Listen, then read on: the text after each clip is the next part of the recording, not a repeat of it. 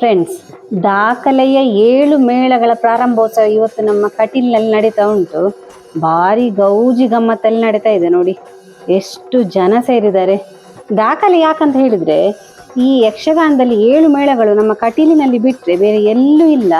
ಮಂದಾರ್ತಿಯಲ್ಲಿ ಹಾಗೆ 5 ಯಕ್ಷಗಾನ ಮೇಳ ಇದೆ, ಆದರೆ ಕಟೀಲಿನಲ್ಲಿ 7 ಇದೆ. ಅದೇ ನಮ್ಮ ದಾಖಲೆ.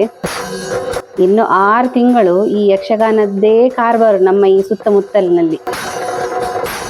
ನೋಡಿ, ನಾನು ದೇವಸ್ಥಾನದ ಒಳಗೆ ಬಂದಾಗ ಫುಲ್ ಜನ ಸೇರಿದ್ರು. ಹಾಗೆಯೇ ದೇವರ ಎದುರುಗಡೆ ಯಕ್ಷಗಾನದ ಕಲಾವಿದರು ನಿಂತಿದ್ದಾರೆ ನೋಡಿ. ಅವರಿಗೆ ಇನ್ನು ಪ್ರಸಾದ ಕೊಟ್ಟು ಗೆಜ್ಜೆ ಎಲ್ಲ ಕೊಡ್ತಾರೆ. ನಂತರ ಆ ಗೆಜ್ಜೆ ಕಟ್ಟಿ ಅಮ್ಮನ ಎದುರುಗಡೆ ಸೇವೆ ಮಾಡಿ ಅಲ್ಲಿಂದ ಮೇಳ ಹೊರಡ್ತದೆ.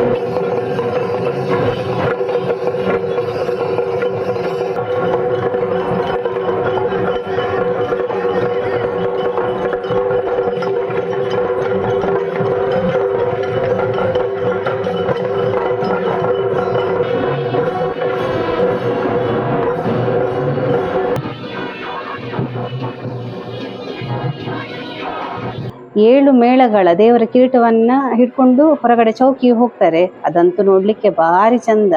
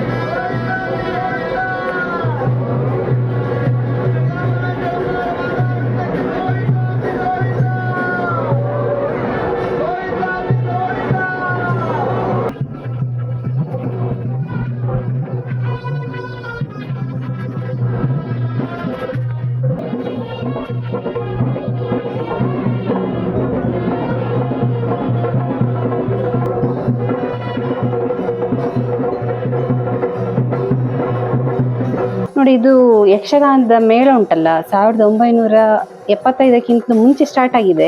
ಈ 75ರಲ್ಲಿ 2ನೇ ಮೇಳ ಸ್ಟಾರ್ಟ್ ಆಯ್ತಂತೆ. ಹಾಗೆಯೇ 1980ರಲ್ಲಿ 3ನೇ ಮೇಳ ಸ್ಟಾರ್ಟ್ ಆಯಿತು. ನಂತರ ಇವಾಗ ನೋಡಿ 2025ರಲ್ಲಿ 7ನೇ ಮೇಳ ಸ್ಟಾರ್ಟ್ ಆಯಿತು. ಅಂದರೆ ಈ ವರ್ಷ ಹೋದ ಹಾಗೆ ಮೇಳಗಳು ಜಾಸ್ತಿ ಆಗ್ತಾ ಇದೆ. 7ನೇ ಮೇಳ ಸ್ಟಾರ್ಟ್ ಆದರೆ ಕೂಡ ಇನ್ನು 15ರಿಂದ 20 ವರ್ಷ ದಿನಾಲು ಯಕ್ಷಗಾನ ಮಾಡಿದರೂ ಕೂಡ ಮುಗಿಯದಷ್ಟು ಯಕ್ಷಗಾನ ಸೇವೆ ಉಂಟಂತೆ. ಹಾಗಾದರೆ ನೀವೇ ಆಲೋಚನೆ ಮಾಡಿ ಎಷ್ಟು ಸೇವೆ ಬುಕ್ ಆಗಿದೆ ಅಂತ ಹೇಳಿ. ಅಂದರೆ ಜನರ ನಂಬಿಕೆ, ಒಂದು ಯಕ್ಷಗಾನ ಮಾಡಿದರೆ ಆ ಯಾವ ಸ್ಥಳದಲ್ಲಿ ನಾವು ಯಕ್ಷಗಾನ ಮಾಡ್ತೇವೆ ಅಲ್ಲಿ ನಮ್ಮ ಕಟೀಲಮ್ಮ ನೆಲೆಸ್ತಾರೆ, ಅಂದರೆ ಅಲ್ಲಿ ದೇವರು ಬರ್ತಾರೆ ಅಂತ ಹೇಳಿ.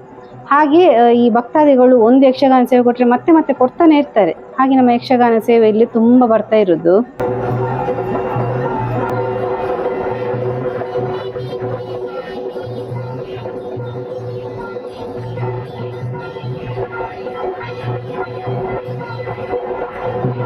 ನೋಡಿ, ಇಲ್ಲಿ ಪೂಜೆ ಆದ ನಂತರ ಯಕ್ಷಗಾನ 7 ಮೇಳಗಳದ್ದು ಸ್ಟಾರ್ಟ್ ಆಗ್ತದೆ. ಆದ ನಂತರ ನಾಳೆ ಬೆಳಗ್ಗೆ ತನಕ 1 ಮೇಳದ ಯಕ್ಷಗಾನ ಆಗ್ತಾ ಹೋಗ್ತದೆ. ಮತ್ತೆ ನಿಮಗೆ ಕಾಲಮಿತಿಯ ಯಕ್ಷಗಾನ ಸಿಗ್ಬೋದು ನೋಡ್ಲಿಕ್ಕೆ. ನಂತರ ಲಾಸ್ಟ್ ಯಕ್ಷಗಾನ ರಾತ್ರಿ ಇಡೀ ಇರ್ತದಂತೆ.